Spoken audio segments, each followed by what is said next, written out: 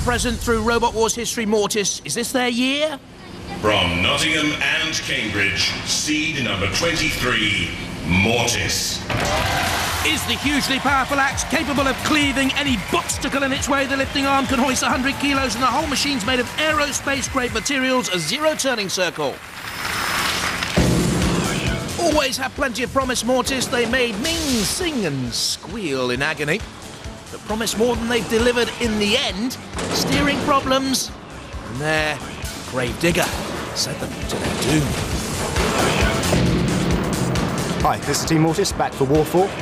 This is Arthur Chilcott, this is Paul Ford, and the Token Blonde. And this is Mortis. Very similar to last year. We've reworked it, made it more reliable.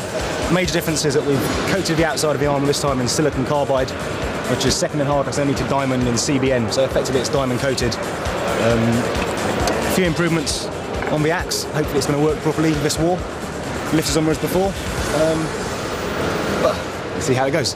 From Darlington, Mazakari.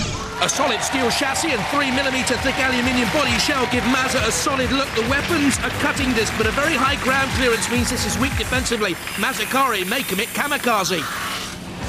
Hi, I'm Richard, that's Phil, and Phil.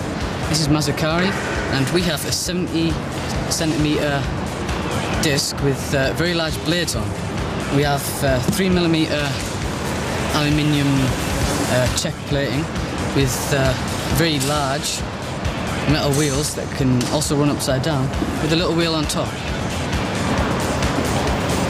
From Lowham in Somerset, iron ore. The Grimm family have their mighty axe weapon, a zero-turning circle. It's electrically powered. Most parts come from packaging machinery. They have steering problems. But could this be the Grim Reaper of the competition?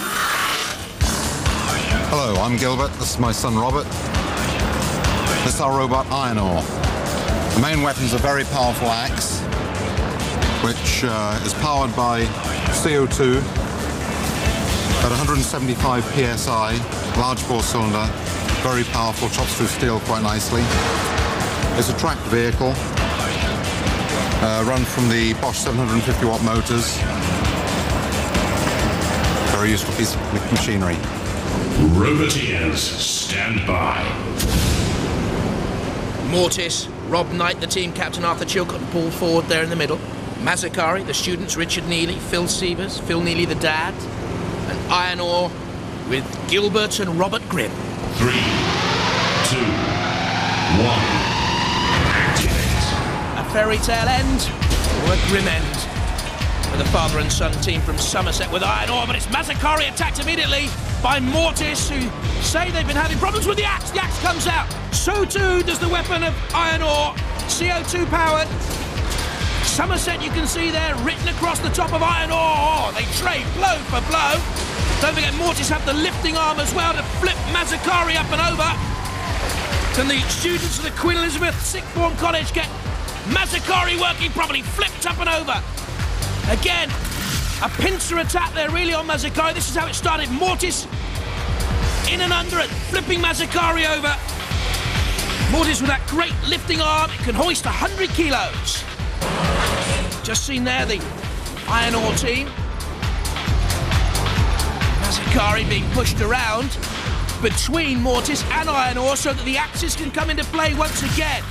This is Mortis underneath Mazakari once again. The lifting arm takes a grappling hold, turning and twisting, and then pushing onto Iron Ore. They're almost twinning up here against poor old Mazakari. This is Kill-A-Lot. The ref bot goes in to have a closer look. Is anything untoward happening? Yes, of course, it's Robot Wars.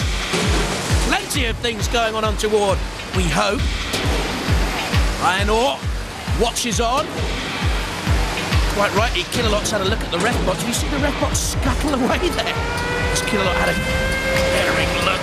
This is towards Shunt. There's no hope for Mazakari, I'm afraid. The great weapon of Shunt there.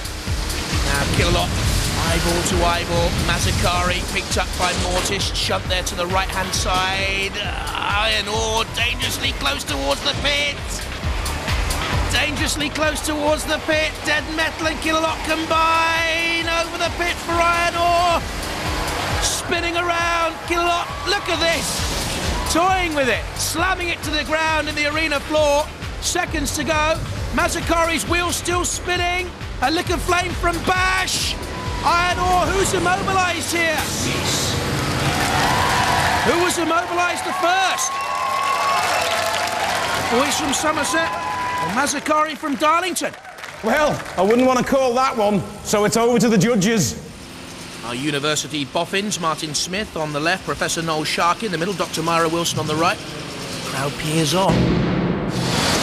So, style, control, damage and aggression, that's what they're marking. Mazakari certainly taking damage throughout the contest, probably more than Iron Ore. Iron Ore was the more aggressive. I think Mazakari in danger. Look at that damage sustained. And again, that time from Bash. Well, the decision is unanimous. Mazakari is eliminated.